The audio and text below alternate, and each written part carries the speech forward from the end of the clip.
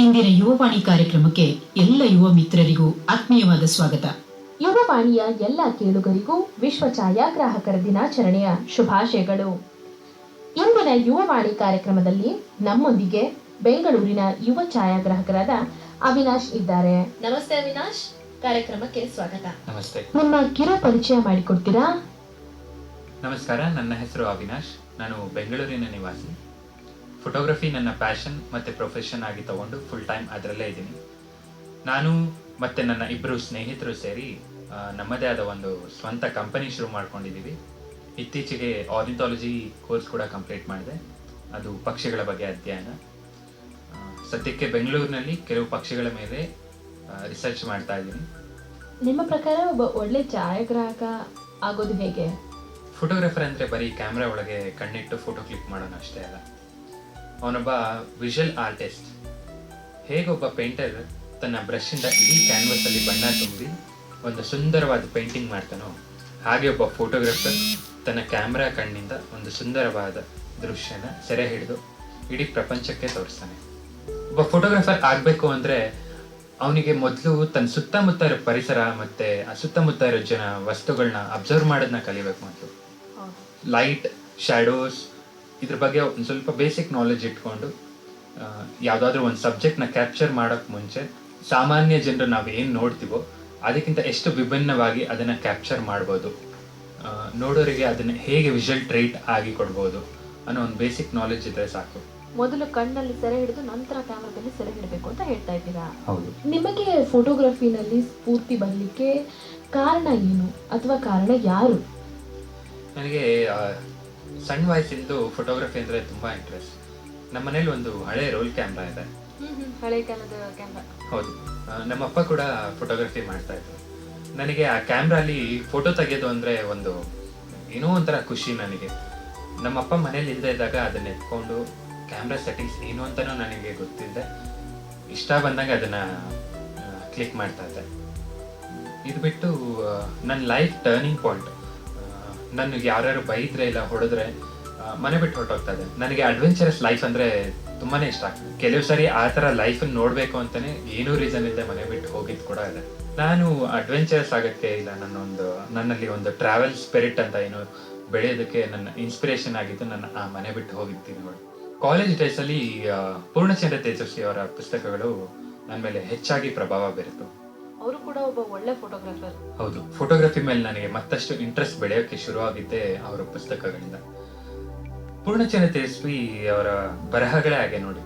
ಅವರಲ್ಲಿರೋ ಆ ತೇಜಸ್ಸು, ಕಾಡಿಸುತ್ತೋ ಒಂದು ಹುಚ್ಚುತನ, ಅಲೆಮಾರಿತನ, ಅವರ ಪುಸ್ತಕಗಳಲ್ಲಿ ಬರೋ ಸಾಮಾನ್ಯ ಜನರು, ಇದೆಲ್ಲ ನನ್ನ ಮತ್ತಷ್ಟು ಫೋಟೋಗ್ರಫಿ ಕಡೆ ಹೋಗೋದಕ್ಕೆ, ನಾನು ನನ್ನ ಸುತ್ತಮುತ್ತ ಇರೋ ಸಾಮಾನ್ಯ ಜನರು ಅಥವಾ ನಾವು ನೋಡೋ ಪರಿಸರನ ಸೆರೆ ಹಿಡಿಯೋದಕ್ಕೆ ಮತ್ತಷ್ಟು ಸ್ಫೂರ್ತಿ ತುಂಬಿದ್ದು ಅವರ ಪುಸ್ತಕಗಳು. ಇದು ಬಿಟ್ಟು ನನ್ನ ಪೇಂಟಿಂಗ್ಸ್, ನಾನು ಫ್ರೀ ಆಗಿದ್ದಾಗ ಯಾವಾಗಾದ್ರೂ ಪೇಂಟಿಂಗ್ಸ್ ಕೂಡ ಮಾಡ್ತೀನಿ. ಫೋಟೋಗ್ರಫಿನ ಆರ್ಟಿಸ್ಟಿಕ್ ಆಗಿ ನೋಡೋದಕ್ಕೆ ನನ್ನ ಪೇಂಟಿಂಗ್ಸ್ ಕೂಡ. ನಾನು ಕಂಪ್ಲೀಟ್ ನನ್ನ ಫೋಟೋಗ್ರಫಿ ಅಂತ ಏನು ಫುಲ್ ಟೈಮ್ ತೊಗೊಳಕ್ಕೆ ಶುರು ಮಾಡಿದೆ, ಆವಾಗ ನನ್ನಲ್ಲಿ ಈ ಫೀಲ್ಡಲ್ಲಿ ಇನ್ಸ್ಪಿರೇಷನ್ ಅಂತ ನನಗೆ ಬಂದವರು ಮೊದಲು ನನ್ನ ಸ್ನೇಹಿತರು. ನಾನು ಫೋಟೋಗ್ರಫಿ ಮಾಡ್ಬೋದು ಅಂತ ನನ್ನಲ್ಲಿ ಸ್ಫೂರ್ತಿ ತುಂಬಿದವರು ಸೌಮ್ಯ ಮತ್ತು ಇನ್ನೊಬ್ಬ ನನ್ನ ಫ್ರೆಂಡ್ ವಿಶಾಖ ಗುರು ಅಂತ ಇದ್ದಾನೆ. ಆಕಸ್ಮಿಕವಾಗೇ ಮೀಟ್ ಆಗಿದ್ದ ಅವನ್ನ. ನನ್ನ ಫೋಟೋಗ್ರಫಿ ಮೋಸ್ಟ್ ಆಫ್ ನನಗೆ ಟೆಕ್ನಿಕಲ್ ಥಿಂಗ್ಸ್ ಎಲ್ಲ ಹೇಳ್ಕೊಟ್ಟಿದ್ದಲ್ಲ ಅವನೇ. ಇನ್ನೊಬ್ಬ ಫ್ರೆಂಡ್ ವಿನೋದ್ ಅಂತ ಇದ್ದಾನೆ, ಅವನು ಕೂಡ ನನಗೆ ಕ್ಯಾಮ್ರಾ ಎಲ್ಲ ಕೊಟ್ಟು ಸಹಾಯ ಮಾಡಿದ್ದಾನೆ. ಫೋಟೋಗ್ರಫಿ ವರ್ಕ್ಸ್ ಅಂತ ಬಂದಾಗ ನನಗೆ ಗೌರೀಶ್ ಕಪಾಣಿ ಅವರು ಮತ್ತು TNA Perumal, American photographer David Lloyd, Sudhir Shivaram sir, Kalyan Varma, Sandesh Kaduru ಮತ್ತು ಇನ್ನೂ ತುಂಬ ಜನ ಇದ್ದಾರೆ. ಇವರೆಲ್ಲ ಇಷ್ಟ ಆಗ್ತಾರೆ ನನಗೆ. ನನ್ನ ಜೀವನದಲ್ಲಿ ಸಾಮಾನ್ಯ ಜನರೇ ನನಗೆ ಇನ್ಸ್ಪಿರೇಷನ್ ಆಗೋಕ್ಕೆ ಶುರು ಮಾಡಿದ್ರು. ಒಬ್ಬ ಬಲೂನ್ ಮಾರೋ ಹುಡುಗ ಅಥವಾ ಪಾನಿಪುರಿ ಮಾಡುವ ಅಜ್ಜ, ಇನ್ನೂ ತುಂಬ ಜನ ಇದ್ದಾರೆ. ಹೇಳ್ತಾ ಹೋದ್ರೆ ಲಿಸ್ಟು ಬೆಳಿತಾನೆ ಹೋಗಿ. ಇವರೆಲ್ಲ ನನ್ನ ಕ್ಯಾಮ್ರಾ ಕಣ್ಣಿಗೆ ಸಿಕ್ತವರು ಮತ್ತು ನನಗೆ ಗೊತ್ತಿಲ್ಲದೆ ನನ್ನ ಲೈಫ್ನ ಇನ್ಸ್ಪಿರೇಷನ್ ಅಂತ ಏನು ಹೇಳ್ತಾರಲ್ಲ ಅದನ್ನು ತುಂಬಿಸೋರು ಇವರೆಲ್ಲ. ಫೋಟೋಗ್ರಫಿಲಿ ವಿವಿಧ ಬಗೆಗಳಿದಾವೆ. ಸೊ ಆ ಬಗೆಗಳು ಯಾವ್ಯಾವು, ಹಾಗೆ ನಿಮಗೆ ಇಷ್ಟವಾದಂತಹ ಬಗೆ ಯಾವುದು? ಫೋಟೋಗ್ರಫಿ ಅನ್ನೋದು ಇವತ್ತು ಪ್ರಪಂಚದಲ್ಲಿ ಒಂದು ತುಂಬ ದೊಡ್ಡ ಕಾನ್ಸೆಪ್ಟ್. ನಿಮ್ಮ ಒಂದು ಪಾಸ್ಪೋರ್ಟ್ ಸೈಜ್ ಫೋಟೋಯಿಂದ ಹಿಡಿದು ಫ್ಲೆಕ್ಸ್, ಬ್ಯಾನರ್ಸ್, ಅಡ್ವರ್ಟೈಸ್ಮೆಂಟ್ಸ್ ಅಲ್ಲಿ ಯೂಸ್ ಮಾಡೋ ಪೋಸ್ಟರ್ಸ್ ಕೂಡ ಪ್ರತಿಯೊಂದು ಜಾಗದಲ್ಲೂ ಇವತ್ತು ಫೋಟೋಗ್ರಫಿನ ಒಂದು ಕಾನ್ಸೆಪ್ಟ್ನ ಯೂಸ್ ಮಾಡೇ ಮಾಡ್ತಾರೆ. ಫೋಟೋಗ್ರಫಿ ಸ್ಟೈಲ್ಸ್ ಅಥವಾ ಅದನ್ನ ಡಿವೈಡ್ ಮಾಡ್ತಾ ಹೋದರೆ ಫೋಟೋಗ್ರಫಿನ ತುಂಬ ಡಿವಿಷನ್ ಇದೆ. ಫಾರ್ ಎಕ್ಸಾಂಪಲ್, ಕೆಲವು street photography, wild life photography, commercial photography, wedding, fashion, journalism photography, ಇನ್ನೂ ತುಂಬ ಇದೆ. ಪ್ರತಿಯೊಂದು ಫೋಟೋಗ್ರಫಿ ಸ್ಟೈಲ್ಗೂ ಅದರದೇ ಆದ ಒಂದು ವಿಶೇಷತೆ ಇದೆ, ಅದರದೇ ಆದ ಒಂದು ಪ್ರಾಮುಖ್ಯತೆ ಕೂಡ ಇದೆ. ನನಗೆ ಇಷ್ಟ ಆಗೋದು ವೈಲ್ಡ್ ಲೈಫ್ ಫೋಟೋಗ್ರಫಿ ಮತ್ತೆ ಟ್ರಾವೆಲ್ ಫೋಟೋಗ್ರಫಿ. ಇದು ಬಿಟ್ಟು ಕಮರ್ಷಿಯಲ್ ಶೂಟ್ಸ್ ಕೂಡ ಮಾಡ್ತೀನಿ, ವೆಡ್ಡಿಂಗ್ ಶೂಟ್ಸ್ ಕೂಡ ಮಾಡ್ತೀನಿ. ಬಟ್ ನನಗೆ ವೈಲ್ಡ್ ಲೈಫ್ ಮತ್ತೆ ಟ್ರಾವೆಲ್ ಫೋಟೋಗ್ರಫಿ ಕೊಡೋ ಅಷ್ಟು ಸಂತೋಷ, ನೆಮ್ಮದಿ ಮತ್ತೆ ನಾಲೆಡ್ಜ್ ಬೇರೆ ಯಾವ ಫೋಟೋಗ್ರಫಿನೂ ನನಗೆ ಕೊಡಲ್ಲ. ವೈಲ್ಡ್ ಲೈಫ್ ಅಲ್ಲಿ ನನಗೆ ಪ್ರಾಣಿ ಪಕ್ಷಿಗಳ ಬಗ್ಗೆ ತಿಳ್ಕೊಳ್ಳೋ ಅವಕಾಶ ಸಿಗುತ್ತೆ, ನನ್ನ ಮೈಂಡ್ ಕಾಮ್ ಆಗಿರುತ್ತೆ. ಟ್ರಾವೆಲ್ ಫೋಟೋಗ್ರಫಿಲಿ ಹೋದಾಗ ನಮ್ಮ ನಾಡಿನ ಸಂಸ್ಕೃತಿ, ಕಲೆ, ವಿಚಾರಗಳ ಬಗ್ಗೆ ನೋಡಿ ತಿಳ್ಕೊಳ್ಳೋ ಅಂತ ಅವಕಾಶಗಳು ಸಿಗುತ್ತೆ. ನೀವು ಇದಕ್ಕಾಗಿಯೇ ಪ್ರತ್ಯೇಕವಾಗಿ ಎಲ್ಲಾದ್ರೂ ತರಬೇತಿಯನ್ನು ಹೊಂದಿದ್ದೀರಾ? ಕೋರ್ಸಸ್ ಅಂತ ನಾನು ಎಲ್ಲೂ ಹೋಗಿ ಮಾಡಿಲ್ಲ. ನನಗೆ ಯಾವತ್ತೂ ಅಲ್ಲಿ ಹೋಗಿ ಮಾಡಿ ಫೋಟೋಗ್ರಫಿ ಅನ್ನೋ ಒಂದು ಕಾನ್ಸೆಪ್ಟ್ನ ಕಲಿಬೇಕು ಅನ್ನೋದು ನನಗೆ ಯಾವತ್ತೂ ಅನಿಸಿಲ್ಲ. ನಾನು ಮಾಡ್ತಿದ್ದ ಮಿಸ್ಟೇಕ್ಸ್ಗಳಿಂದ, ಇಲ್ಲ ನಾನು ತೆಗೆದಿದ್ದ ಫೋಟೋಸ್ಗಳಿಂದ, ಒಪಿನಿಯನ್ಸ್ ಕೇಳ್ತಾ ಇದೆ ಜನರಿಂದ, ಅದರಿಂದ ತಿದ್ಕೋತಾ ಇದ್ದೆ ನಾನು. ನನ್ನ ಪ್ರಕಾರ ನೀವು ಇಷ್ಟಪಟ್ಟು ಯಾವುದೇ ಒಂದು ಸಬ್ಜೆಕ್ಟ್ನ ಕಲಿಬೇಕು ಅಂತಿದ್ರೆ ಅದು ಕ್ಲಾಸಸ್ಗೆ ಹೋಗಿ ಕಲಿಬೇಕು, ಇಲ್ಲ ಯಾವುದೋ ಒಂದು ಕೋರ್ಸೇ ಮಾಡಿ ಕಲಿಬೇಕು ಅನ್ನೋದು ಖಂಡಿತ ಇಲ್ಲ. ನಿಮ್ಗೆ ಇಷ್ಟ ಇದ್ರೆ ಅದನ್ನು ಹೇಗೆ ಬೇಕಾದ್ರೂ ಕಲಿಬೋದು. ಇವತ್ತು ಇಂಟರ್ನೆಟ್ ಅನ್ನೋದು ಎಷ್ಟು ದೊಡ್ಡ ಪ್ಲಾಟ್ಫಾರ್ಮ್, ನಿಮಗೆ ಎಲ್ಲ ಪ್ರತಿಯೊಂದು ಇನ್ಫಾರ್ಮೇಷನ್ ನಿಮಗೆ ಇಂಟರ್ನೆಟ್ಟಲ್ಲಿ ಸಿಗುತ್ತೆ, ಅಲ್ಲಿಂದ ಕೂಡ ಕಲಿಬೋದು, ನಿಮ್ಮ ಮಿಸ್ಟೇಕ್ಸಿಂದ ಕಲಿಬೋದು. ನಾನು ಫೋಟೋಗ್ರಫಿ ಕಲ್ತಿದ್ದು ನನ್ನ ಮಿಸ್ಟೇಕ್ಸ್ಗಳಿಂದ. ನಾನು ಯಾವಾಗಲೂ ನನ್ನ ಫೋಟೋಸ್ನ ತೊಗೊಂಡೋಗಿ ಪ್ರತಿಯೊಬ್ಬರ ಹತ್ರ ಶೇರ್ ಮಾಡಿ ಕೇಳ್ತಾ ಇದ್ದೆ, ಹೇಗಿದೆ ನನ್ನ ಫೋಟೋಸು, ನಾನು ಹೇಗೆ ಇಂಪ್ರೂವ್ ಆಗ್ಬೋದು ಅಂತ. ತುಂಬ ಜನ ಅವಮಾನ ಕೂಡ ಮಾಡಿದ್ದಾರೆ. ನನಗೆ ಯಾವತ್ತೂ ಅದು ಅವಮಾನ ಅಂತ ತಿಳ್ಕೊಂಡಿಲ್ಲ. ನಾನು ಏನು ಮುಂದೆ ಹೋಗಬೇಕು, ಇಲ್ಲ ನನ್ನ ಲೈಫಲ್ಲಿ ಏನು ಬೆಳಿಬೇಕು, ಅದಕ್ಕೆ ನನ್ನ ಆ ಅವಮಾನಗಳನ್ನ, ನನ್ನ ತಪ್ಪುಗಳನ್ನ ದಾರಿ ಮಾಡ್ಕೊಳ್ತಾ ಹೋದೆ. ಇವತ್ತು ತುಂಬ ಜನ ಬಂದು ನನ್ನ ಕೇಳ್ತಾರೆ, ಯಾವ ಕ್ಯಾಮ್ರಾ ಒಳ್ಳೇದು, ಯಾವ ಬ್ರ್ಯಾಂಡ್ ಒಳ್ಳೇದು, ಇಲ್ಲ ಈ ಬ್ರ್ಯಾಂಡಲ್ಲಿ ತೆಗೆದ್ರೆ ಸೂಪರಾಗಿ ಬರುತ್ತೆ, ಆ ಬ್ರ್ಯಾಂಡಲ್ಲಿ ತೆಗೆದ್ರೆ ಸೂಪರಾಗಿ ಬರುತ್ತೆ ಅಂತ. ಆ್ಯಕ್ಚುಲಿ ನಾನು ಫೋಟೋಗ್ರಫಿ ಶುರು ಮಾಡಿದ್ದು ಮೊಬೈಲ್ ಕ್ಯಾಮ್ರಾ ಇಂದ, ಮತ್ತೆ ಡಿಜಿಟಲ್ ಕ್ಯಾಮ್ರಾಗೆ ಹೋದೆ, ಮತ್ತೆ ಪ್ರೊಫೆಷನಲ್ DSLR ಕ್ಯಾಮ್ರಾ ತೊಗೊಂಡೆ. ಮೊಬೈಲ್ ಮತ್ತು ಡಿಜಿಟಲ್ ಕ್ಯಾಮ್ರಾಲಿ ತೆಗೆದು ಸಾಧಿಸಿರೋದು, ಕಲ್ತಿರೋ ವಿಷಯಗಳೇ ತುಂಬ ಇದೆ. ಇವತ್ತು ನನ್ನ DSLR ಕ್ಯಾಮ್ರಲ್ಲಿ ಕೂಡ ನಾನು ಇವತ್ತು ಅಷ್ಟು ಅಚೀವ್ ಮಾಡಿಲ್ಲ. ನಾನು ಎಲ್ರಿಗೂ ಹೇಳೋದೊಂದೇ, ಯಾವ ಕ್ಯಾಮ್ರಲ್ಲಿ ತೆಗಿತಿದ್ದೀವಿ, ಎಲ್ಲಿ ಕೋರ್ಸ್ ಮಾಡಿದ್ದೀವಿ ಅನ್ನೋದಕ್ಕಿಂತ ಇರೋ ಕ್ಯಾಮ್ರಲ್ಲಿ ಅದ್ರ ಕೆಪಾಸಿಟಿ ಏನು, ನೀವೇನು ಅದನ್ನು ಬೆಸ್ಟಾಗಿ ಯೂಸ್ ಮಾಡ್ಕೊಳ್ಬೋದು, ಇಲ್ಲ ಅದರಿಂದ ಬೆಸ್ಟ್ ಔಟ್ಪುಟ್ ನೀವೇನು ತೊಗೊಳ್ಬೋದು ಅನ್ನೋದು ಮೊದಲು ತಿಳ್ಕೊಳ್ಳಿ. ಆಮೇಲೆ ಕೋರ್ಸಸ್ಗೆ ಹೋಗಿ, ಆಮೇಲೆ ಇಲ್ಲ ಬೇರೆ ಮತ್ತೊಂದು ಏನೋ ಮಾಡಿ. ಇನ್ನು ನೀವು ಫೋಟೋಗ್ರಫಿಗೆ ಅಂತ ಹೋಗುವ ಸ್ಥಳಗಳು ಯಾವ್ಯಾವು? ಪೂರ್ಣಚಂದ್ರ ತೇಜಸ್ವಿಯವರು ಒಂದು ಮಾತು ಹೇಳಿದ್ದಾರೆ, ಏರೋಪ್ಲೇನ್ ಚಿಟ್ಟೆ ಪುಸ್ತಕದಲ್ಲಿ ಇದೊಂದು ಸಾಲು ಬರುತ್ತೆ, ನೋಡೋರಿಗೆ ಯಾವುದು ಎಲ್ಲಿಯೂ ಕಾದು ಕುಳಿತಿರುವುದಿಲ್ಲ, ಇವನ್ನೆಲ್ಲ ನೋಡಲು ಎಲ್ಲಿಗಾಗಲಿ ಹೋಗುವ ಅಗತ್ಯವೂ ಇಲ್ಲ, ನಾವು ಎಲ್ಲಿದ್ದೇವೋ ಅಲ್ಲೇ ಅತ್ತಿತ್ತ ಕಣ್ಣು ಬಿಟ್ಟು ನೋಡಿದರೆ ಸಾಕು, ನಾವೆಲ್ಲೂ ಹೋಗ್ಬೇಕಾಗಿಲ್ಲ, ಎಷ್ಟು ದೂರ ಹೋಗ್ಬೇಕಾಗಿಲ್ಲ, ನಮ್ಮ ಸುತ್ತಮುತ್ತ ಇರೋ ಪ್ರಪಂಚದಲ್ಲಿ ಸಾಕಷ್ಟು ಬಹಳಷ್ಟು ವಿಷಯಗಳಿವೆ. ಅದನ್ನೇ ನಾನು ಫೋಟೋಗ್ರಾಫ್ ಮಾಡೋದಕ್ಕೆ ಟ್ರೈ ಮಾಡಿ. ಬ್ಯಾಂಗ್ಳೂರ್ನಲ್ಲಿ ನನಗೆ ಶಿವಾಜಿನಗರಲ್ಲಿ ಸ್ಟ್ರೀಟ್ ಫೋಟೋಗ್ರಫಿ ಇಷ್ಟ, ಮಲ್ಲೇಶ್ವರಂ ಸ್ಯಾಂಕಿ ಪಾರ್ಕಲ್ಲಿ ನನಗೆ ಸನ್ಸೆಟ್ ಅಂದರೆ ತುಂಬ ಇಷ್ಟ, MG ರೋಡ್ ಮತ್ತು ಹಾಗೆ ಸ್ಟ್ರೀಟ್ ಫೋಟೋಗ್ರಫಿಗೆ ಇಷ್ಟ. ಇದು ಬಿಟ್ಟು ಸಾವಂದುರ್ಗ ಕಾಡಿದೆ ಹತ್ತಿರದಲ್ಲಿ, ಅಲ್ಲಿ ಕೂಡ ಹೋಗ್ತೀನಿ. ಮಂಚಿನ ಬೆಲೆ ಡ್ಯಾಮ್ ಇದೆ. ಹೊರಗಡೆ ಅಂದರೆ ನನಗೆ ಹಂಪಿ ತುಂಬ ಇಷ್ಟವಾದ ಜಾಗ ಕರ್ನಾಟಕದಲ್ಲಿ. ನೋಡೋರಿಗೆ ಒಂದು ಲೈಫ್ ಪೇಂಟಿಂಗ್ ಹಂಪಿ. ಮಲೆನಾಡು ಕಡೆ ಹೋಗ್ತೀನಿ, ಅಲ್ಲಿ ತುಂಬ ಇಷ್ಟವಾದ ಜಾಗಗಳಿದೆ. ಆಗುಂಬೆ, ಕುಪ್ಪಳ್ಳಿ, ಚಿಕ್ಕಮಗಳೂರು, ಬೇಲೂರು, ಹಳೇಬೀಡು, ಇವತ್ತು ಬಹಳಷ್ಟು ಜಾಗಗಳಿದೆ, ಅಲ್ಲೆಲ್ಲ ಹೋಗ್ತಾನೆ ಇರ್ತೀನಿ. ನನ್ನ ಪ್ರಕಾರ ಒಂದು ಒಳ್ಳೆ ಛಾಯಾಚಿತ್ರ ಅಂದ್ರೆ ಏನು, ಅದಕ್ಕೆ ಬೇಕಾದಂತಹ ಪ್ರಮುಖ ವಿಷಯಗಳೇನು? ಒಂದು ಒಳ್ಳೆ ಚಿತ್ರ ಅಂದರೆ ನಮ್ಮ ಕ್ಯಾಮ್ರಲ್ಲಿ ಕ್ಲಿಕ್ ಮಾಡೋಕ್ಕೆ ಮುಂಚೆ ನಮ್ಮ ಕಣ್ಣಲ್ಲಿ ಕ್ಯಾಪ್ಚರ್ ಆಗುತ್ತಲ್ಲ, ಅದು ಒಂದು ಒಳ್ಳೆ ಚಿತ್ರ. ಅದನ್ನು ಕ್ಲಿಕ್ ಮಾಡಿ ಯಾರೋ ಒಬ್ರು ಆ ಚಿತ್ರ ನೋಡಿ ಅವ್ರ ಲೈಫ್ ಟೈಮ್ ಅದನ್ನು ನೆನ್ಪಿಟ್ಕೊಳ್ತಾರೆ, ಅದು ಕೂಡ ಒಂದು ಒಳ್ಳೆ ಚಿತ್ರನೇ. ಟೆಕ್ನಿಕಲಿ ಆ ಆ್ಯಂಗಲ್, ಈ ಆ್ಯಂಗಲ್, ಆ ರೂಲ್ಸ್, ಈ ರೆಗ್ಯುಲೇಷನ್ಸ್ ಅಂತ ಹೇಳಿ ತೆಗಿಯೋ ಚಿತ್ರಗಳು ನನಗೆ ಅಷ್ಟೇನು ಉತ್ಸಾಹ ಕೊಡಲ್ಲ ಯಾವಾಗಲೂ. ಫೋಟೋಗ್ರಫಿ ಅನ್ನೋ ಕಾನ್ಸೆಪ್ಟೇ ನೋಡಿ, ನಮ್ಮ ಕಣ್ಣಿಗೆ ಏನು ಇಷ್ಟ ಆಗುತ್ತೋ ಅದನ್ನು ಸೆರೆ ಹಿಡಿದು ಇಟ್ಕೋತೀವಿ, ಹಾಗಂತ ಹೇಗೇಗೋ ತೆಗಿಬೇಕು ಅಂತ ಏನೂ ಇಲ್ಲ. ನಾವಾಗಲೇ ಹೇಳ್ದಂಗೆ ಆರ್ಟಿಸ್ಟಿಕ್ ಆಗಿ ಒಬ್ಬ ಸಾಮಾನ್ಯ ಜನರ ಮನಸ್ಸಲ್ಲಿ ಉಳ್ಕೊಳ್ಳೋ ಅಂಥ ಚಿತ್ರ ನೀವು ತೆಗೆದ್ರೆ ಅದೇ ಒಂದು ದೊಡ್ಡ ಚಿತ್ರ ಅಥವಾ ತುಂಬ ಒಂದು ಒಳ್ಳೆ ಫೋಟೋಗ್ರಾಫ್ ಅಂತ ನಾವು ಹೇಳ್ಬೋದು. ಇತ್ತೀಚೆಗೆ ಕಲ್ಯಾಣ್ ವರ್ಮಾ, ನಮ್ಮ ನಾಡಿನ ತುಂಬ ದೊಡ್ಡ ವೈಲ್ಡ್ ಲೈಫ್ ಫೋಟೋಗ್ರಾಫರ್, ಅವ್ರದ್ದೊಂದು ಇಂಟರ್ವ್ಯೂ ನೋಡ್ತಾ ಇದ್ದೆ. ಅವರು ಒಂದು ಎಕ್ಸಾಂಪಲ್ ಕೊಡ್ತಾರೆ ಮೊನಾಲಿಸಾ ಪೇಂಟಿಂಗ್ ಬಗ್ಗೆ. ನೀವು ದಾರಿಲಿ ಹೋಗ್ತಾ ಎಲ್ಲರೂ ಮೊನಾಲಿಸಾ ಪೇಂಟಿಂಗ್ ಹಾಕಿದ್ರೆ ಪೇಂಟಿಂಗ್ ನಿಮ್ ಕಂಡ ತಕ್ಷಣ 1 ನಿಮಿಷ ಪೇಂಟಿಂಗ್ ನ ನೋಡ್ಕೊಂಡು ಹೋಗ್ತೀರಾ. ಯಾಕೆ ಹೇಳಿ, ನಮ್ಮ ಜೀವನದಲ್ಲಿ ಮೊನಾಲಿಸಾ ಪೇಂಟಿಂಗ್ ಅನ್ನೋದು ಅಷ್ಟು ಸರಿ ಬಂದು ಹೋಗಿದೆ. ಆ ಪೇಂಟಿಂಗ್ ವಿಶೇಷತೆನೆ ಅದು. ಎಷ್ಟು ಒಳ್ಳೆ ಎಕ್ಸಾಂಪಲ್ ನೋಡಿ ಅದು. ಇನ್ನೊಂದು ಎಕ್ಸಾಂಪಲ್ ಕೊಡೋದಕ್ಕೆ ಇಷ್ಟಪಡ್ತೀನಿ. ಅಡ್ವರ್ಟೈಸ್ಮೆಂಟ್ ಇಂಡಸ್ಟ್ರಿಲಿ ಇವತ್ತು ನೀವು ನೋಡಿದ್ರೆ ಫೋಟೋಸ್ನ ಪ್ರತಿಯೊಂದು ಕಡೆನೂ ಯೂಸ್ ಮಾಡ್ತಾರೆ. ಏನಕ್ಕೆ ಫೋಟೋಸ್ ಯೂಸ್ ಮಾಡ್ತಾರೆ ಅಂದ್ರೆ, ನಿಮ್ಮ ಮೈಂಡ್, ನಿಮ್ಮ ಸಬ್ ಕಾನ್ಶಿಯಸ್ ಮೈಂಡ್ ಯಾವುದೇ ಒಂದು ಚೆನ್ನಾಗಿರೋ ವಿಷಯನ ಹಿಡಿದಿಟ್ಕೊಡುತ್ತೆ. ಅದು ಫೋಟೋಗ್ರಫಿ ಮತ್ತೆ ವಿಡಿಯೋ ಇಂದ ಮಾತ್ರ ಸಾಧ್ಯ. ವಿಜುವಲ್ ಇಂಪ್ಯಾಕ್ಟ್ ಆಗುತ್ತೆ ನಿಮ್ಮ ಬ್ರೈನ್ ಮೇಲೆ. ಹಾಗೆ ಒಂದು ಒಳ್ಳೆ ಚಿತ್ರ ಅಂದ್ರೆ ನಿಮ್ಮ ಮೈಂಡ್ ಅಲ್ಲಿ ಯಾವಾಗ್ಲೂ ಶಾಶ್ವತವಾಗಿ ಉಳ್ಕೊಳ್ಳುತ್ತೆ. ನನ್ನ ಪ್ರಕಾರ ನಮ್ಮ ಚಿತ್ರಗಳು ನಾವೇನ್ ನೋಡಿರ್ತೀವಿ ಒಂದು ಸ್ಟೋರಿನ, ಅದನ್ನ ಇನ್ನೊಬ್ರಿಗೆ ಕನ್ವೆ ಮಾಡೋ ಹಾಗಿರ್ಬೇಕು. ಒಂದು ವಿಜುವಲ್ ಸ್ಟೋರಿ ಅಂತಾನೆ ಹೇಳ್ಬೋದು ಅದನ್ನ. ಒಂದು ಒಳ್ಳೆ ಪೇಂಟಿಂಗ್ ಅಲ್ಲಿ ಹೇಗೆ ಎಷ್ಟೋ ಅರ್ಥಗಳಿರುತ್ತೆ ಅಥವಾ ಏನೋ ಒಂದು ಕಾನ್ಸೆಪ್ಟ್ಸ್ಗಳು ಇರುತ್ತೆ, ಅದೇ ರೀತಿ ನಮ್ಮ ಚಿತ್ರಗಳಲ್ಲೂ ಇದ್ರೆ ಅದು ಒಂದು ಒಳ್ಳೆ ಚಿತ್ರ ಆಗುತ್ತೆ. ಒಬ್ಬ ಫೋಟೋಗ್ರಾಫರ್ಗೆ ಆತನ ಸಬ್ಜೆಕ್ಟ್ ಅಥವಾ ಆತನ ಫೋಟೋಗ್ರಫಿ ಸಬ್ಜೆಕ್ಟ್ ಜೊತೆ ಇರುವಂತಹ ಸಂಬಂಧ ಏನು? ಫೋಟೋಗ್ರಫಿನ ಕಾನ್ಸೆಪ್ಟ್ಸ್ ಅಲ್ಲಿ 3 ಜನ ಇರ್ತಾರೆ. ಒಂದು ಫೋಟೋಗ್ರಾಫರ್, ಇನ್ನೊಂದು ಕ್ಯಾಮ್ರಾ, ಮತ್ತೊಂದು ಸಬ್ಜೆಕ್ಟ್. ನಾನು ಮೊದಲನೇ ಇಂಪಾರ್ಟೆನ್ಸ್ ಕೊಡೋದು ಯಾವಾಗ್ಲೂ ನನ್ನ ಸಬ್ಜೆಕ್ಟ್ಸ್ ಮೇಲೆ. ನನಗೆ ನನ್ನ ಸಬ್ಜೆಕ್ಟ್ಸ್ ಮೇಲೆ ನಾಲೆಜ್ ಇದ್ರೆ ಒಂದು ಒಳ್ಳೆ ಫೋಟೋ ತೆಗಿಯೋಕ್ಕಾಗೋದು. ಉದಾಹರಣೆಗೆ, ನೀವು ಯಾವುದೋ ಒಂದು ಪಕ್ಷಿ ಫೋಟೋ ತೆಗಿಯಕ್ಕೆ ಹೋಗಿರ್ತೀರ. ಆ ಪಕ್ಷಿ ಬಗ್ಗೆ ನಿಮಗೆ ಗೊತ್ತಿಲ್ಲ ಅಂದ್ರೆ ನೀವು ಸೀದಾ ಹೋಗಿ ಅದ್ರ ಮುಂದೆ ನಿಂತ್ಕೊಂಡು ಕ್ಯಾಮ್ರಾ ಲೆನ್ಸ್ ಅದ್ರ ಕಡೆ ಪಾಯಿಂಟ್ ಮಾಡಿದ್ರೆ ಅದು ಹಾರೇ ಹೋಗುತ್ತೆ. ಅದ್ರ ಬದಲು ಅದ್ರ ಚಟುವಟಿಕೆ ಏನು, ಅದ್ರ ದಿನನಿತ್ಯದ ಕೆಲಸ ಏನು, ಇದನ್ನೆಲ್ಲ ಅದ್ರ ಬಗ್ಗೆ ಒಂದು ಸ್ವಲ್ಪ ನಾಲೆಜ್ ಇದ್ದರೆ ನೀವೆಲ್ಲೋ ಒಂದ್ ಕಡೆ ದೂರದಲ್ಲಿ ಕೂತ್ಕೊಂಡು ಆ ಪಕ್ಷಿ ಫೋಟೋ ತೆಗಿಯೋಕ್ಕೆ ತುಂಬಾ ಈಸಿ ಆಗುತ್ತೆ. ಅದೇ ತರ ಚಿಟ್ಟೆಗಳು ಮತ್ತೆ ಏರೋಪ್ಲೇನ್ ಚಿಟ್ಟೆಗಳು ಕೂಡ. ಬಹುಶಃ ಒಂದು ಬೆಸ್ಟ್ ಎಕ್ಸಾಂಪಲ್ ಕೊಡ್ತೀನಿ. ನನ್ನ ತುಂಬಾ ಜನ ಸ್ನೇಹಿತರು ನನ್ನ ಕೇಳ್ತಾರೆ ಯಾವಾಗ್ಲೂ, ನೀನ್ ಹೇಗೆ ಚಿಟ್ಟೆ ಫೋಟೋ ತೆಗಿತೀಯಾ, ನಾವು ಅದ್ರ ಹತ್ರ ಹೋಗಿದ ತಕ್ಷಣ ಹಾರೋಗುತ್ತೆ, ಕೈಗೆ ಸಿಗಲ್ಲ, ಅದು ಇದು ಅಂತೆಲ್ಲ ಹೇಳ್ತಾ ಇರ್ತಾರೆ.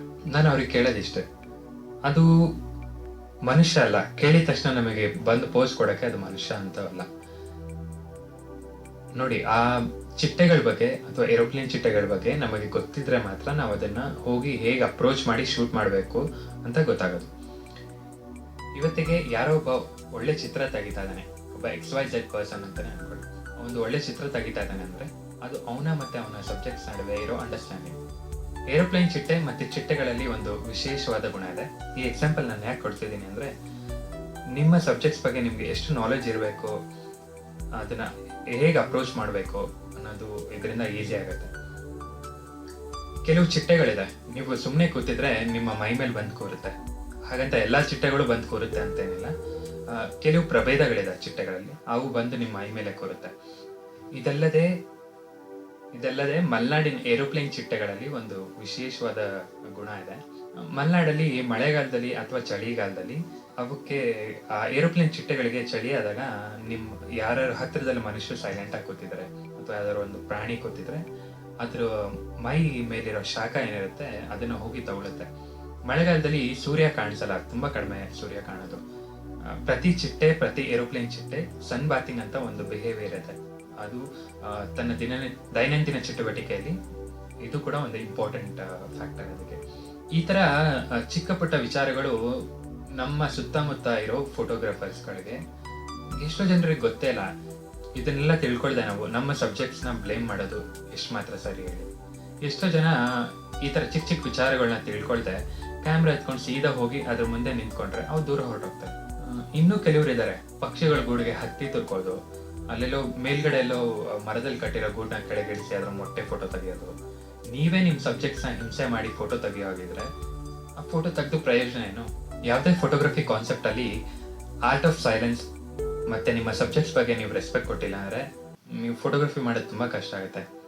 ಎಕ್ಸಾಂಪಲ್, ಟ್ರಾವೆಲ್ ಫೋಟೋಗ್ರಫಿಲಿ ನೀವು ಸುಮ್ಮನೆ ಹೋಗಿ ಎಲ್ಲರೂ ನಿಂತಿರೋ ಜನರದೆಲ್ಲ ಫೋಟೋ ತೆಗಿಯೋದಕ್ಕೆ ಆಗಲ್ಲ. ಕೆಲವ್ರನ್ನ ನೀವು ಡೈರೆಕ್ಟ್ ಆಗಿ ಅಪ್ರೋಚ್ ಮಾಡ್ಬೋದು, ಇಲ್ಲ ಇನ್ನು ಕೆಲವ್ರನ್ನ ನೀವು ಪರ್ಮಿಷನ್ ಕೇಳಿ ಅವ್ರ ಫೋಟೋಸ್ ತೆಗಿಬೋದು, ಪರ್ಮಿಷನ್ ಕೇಳ್ದಿರನ್ನು ತೆಗಿಬೋದು. ನೀವು ಫೋಟೋ ತೆಗಿಬೇಕಾದ್ರೆ ನಿಮ್ಮನ್ನ ನೋಡಿದ್ರೆ ಸ್ಮೈಲ್ ಮಾಡಿ, ಅವ್ರಿಗೆ ಕಾನ್ಫಿಡೆನ್ಸ್ ಬರುತ್ತೆ. ಅವರಿಗೆ ನೀವೇನು ಫೋಟೋ ತೆಗಿತಾ ಇದ್ರ ಅನ್ನೋದನ್ನ ಎಕ್ಸ್ಪ್ಲೈನ್ ಮಾಡಿ ಹೇಳಿ, ಅರ್ಥ ಮಾಡ್ಕೊಳ್ತಾರೆ. ತುಂಬಾ 99% ಅರ್ಥ ಮಾಡ್ಕೊಳ್ತಾರೆ. ನಾನು ಟ್ರಾವೆಲ್ ಫೋಟೋಗ್ರಫಿ ಮಾಡಕ್ ಹೋದಾಗ ತುಂಬಾ ಜನರು ನನ್ನ ಹತ್ರ ಬಂದು ಫೋಟೋಸ್ ಕೇಳ್ತಾರೆ. ಅವ್ರಿಗೆಲ್ಲ ಫೋಟೋಸ್ ಪ್ರಿಂಟ್ ಮಾಡ್ಕೊಡ್ತೀನಿ. ನಾನೇನು ಎಷ್ಟೊಂದು ಜನರಿಗೆ ನಾನು ಚಾರ್ಜೇ ಮಾಡಲ್ಲ. ನಾನು ತುಂಬಾ ಜನರಿಗೆ ಇಮೇಲ್ ಮಾಡ್ತೀನಿ. ನನ್ಗೆ ಅವ್ರ ಜೊತೆ ಏನೋ ಒಂದು ರಿಲೇಶನ್ಶಿಪ್, ಆ ಮೂಮೆಂಟ್ ಅಲ್ಲಿ ಅವರಿಗೆ ಖುಷಿ ಆಗುತ್ತೆ ಆ ಫೋಟೋಸ್ ನೋಡಿದಾಗ. ಆ ಖುಷಿಗಿಂತ ಇನ್ನೇನು ಬೇಕು ಹೇಳಿ. ಇನ್ನೂ ಎಷ್ಟೋ ಕೆಲವು ಜಾಗಗಳಿದೆ. ನಾನು ಶಿವಾಜಿನಗರಲ್ಲಿ ಒಂದ್ಸರಿ ಪಾನಿಪುರಿ ಒಂದು ಫೋಟೋ ತೆಗೆಯೋದಕ್ಕೆ ಹೋಗಿದೆ. ಅವನು ಆ ಫೋಟೋ ನೋಡಿ ತುಂಬ ಇಷ್ಟಪಟ್ಟ. ಅವ್ನ ಲೈಫ್ ಟೈಮಲ್ಲೇ ಯಾರೋ ಥರ ಫೋಟೋ ತೆಗ್ದಿನ ಅಂತ. ಅವನಿಗೆ ಆ ಫೋಟೋ ಪ್ರಿಂಟ್ ಮಾಡಿಕೊಟ್ಟಿದ್ದೀನಿ. ಬಂಡೀಪುರಲ್ಲಿ ಹೋದಾಗ ಕಾಡು ಮಕ್ಳು ಫೋಟೋಸ್ ತೆಗ್ದೀನಿ, ಅವರು ತುಂಬ ಖುಷಿ ಪಟ್ಟಿದ್ದಾರೆ. ಅಲ್ಲಿ ಇನ್ನೊಂದು ಕಡೆ ಒಂದು ಬಂಡೀಪುರ ಪಕ್ಕದಲ್ಲಿ ಒಂದು ಹಳ್ಳಿ ಇದೆ. ಅಲ್ಲಿ ಹೋದಾಗ ಅಜ್ಜಿ ಮತ್ತೆ ಒಬ್ಬ ಮೊಮ್ಮಗ ಒಂದು ಫೋಟೋ ತೆಗೆಸ್ಕೊಂಡಿದ್ದಾರೆ. ಸನ್ಲೈಟಲ್ಲಿ ಬೆಳಗ್ಗೆ ತೆಗ್ದಿರೋದು ಫೋಟೋ ಅದು. ಅವರಿಗೆ ತುಂಬ ಇಷ್ಟವಾಗುತ್ತೆ ಆ ಫೋಟೋ. ಅವರ ಮಗನಿಗೆ ನಾನು ಇಮೇಲ್ ಮಾಡಿದ್ದೀನಿ ಆ ಫೋಟೋಸ್ನ. ತುಂಬ ಜನ ನೆನ್ಪಿಟ್ಕೊಳ್ತಾರೆ. ನಿಮ್ಮ ಸಬ್ಜೆಕ್ಟ್ಸ್ ಖುಷಿ ಆಗ್ತಾರೆ ಅಂದರೆ ನಿಮ್ಮ ಫೋಟೋಸ್ ಖಂಡಿತ ಕೊಡಿ ಅವ್ರಿಗೆ. ಯಾವಾಗಲೂ ಪ್ರತಿಯೊಂದನ್ನು ದುಡ್ಡಿಗೋಸ್ಕರನೇ ಮಾಡಬೇಕು ಅಂತೇನಿಲ್ಲ ಅಲ್ವಾ. ಇದೆಲ್ಲ ಚಿಕ್ಕ ಪುಟ್ಟ ವಿಚಾರಗಳು ನನ್ನ ಸಬ್ಜೆಕ್ಟ್ಸ್ ಜೊತೆ ನನಗಿರೋ ರಿಲೇಶನ್ಶಿಪ್. ವಸ್ತು ಪರಿಚಯ ಮತ್ತು ಅದ್ರ ಬಗ್ಗೆ ಸರಿಯಾಗಿ ತಿಳ್ಕೊಂಡು ಆಮೇಲೆ ಫೋಟೋಗ್ರಫಿ ಮಾಡಿದ್ರೆ ಒಳ್ಳೇದು ಅಂತ ಹೇಳ್ತೀರಿ. ಹೌದು. ಸಾಮಾನ್ಯ ಜನರು ಒಬ್ಬ ಛಾಯಾಗ್ರಾಹಕನನ್ನ ಹೇಗೆ ನೋಡ್ತಾರೆ? ಇವತ್ತಿಗೆ ಫೋಟೋಗ್ರಫಿ ಪ್ರಪಂಚದಲ್ಲಿ ಎಷ್ಟೇ ದೊಡ್ಡದಾಗಿ ಬೆಳೆದಿದ್ರು ಜನ ಫೋಟೋಗ್ರಾಫರ್ಸ್ ಅಂದ್ರೆ ಬರೀ ಮದುವೆ ಫೋಟೋ ತೆಗೆಯೋನು ಅಥವಾ ಟೈಮ್ ಪಾಸ್ಗೆ ಹೊರಗಡೆ ಹೋಗೆಲ್ಲ ಫೋಟೋ ತೆಗೆಯೋನು ಅನ್ಕೊಂಡಿರ್ತಾರೆ. ಇನ್ನು ನಮ್ಮ ಸುತ್ತಮುತ್ತ ಇರೋ ಜನ, ಅವರಿಗೆ ಫೋಟೋಗ್ರಫಿ ಅಂದ್ರೆ ಪ್ರೊಫೆಷನ್ನೇ ಅಲ್ಲ. ಅಲ್ಲಿ ದುಡ್ಡು ಸಂಪಾದನೆ ಮಾಡೋಕ್ಕಾಗಲ್ಲ, ಸ್ಯಾಲ್ರಿ ಬರೋಲ್ಲ, ಇಲ್ಲ ಲೈಫ್ ಸೆಟ್ಲ್ ಆಗೋಲ್ಲ, ಎಷ್ಟೊಂದು ಕಂಪ್ಲೇಂಟ್ಸ್ ಇರುತ್ತೆ ಅವ್ರಿಗೆ ನಮ್ಮ ಇದ್ರ ಮೇಲೆ.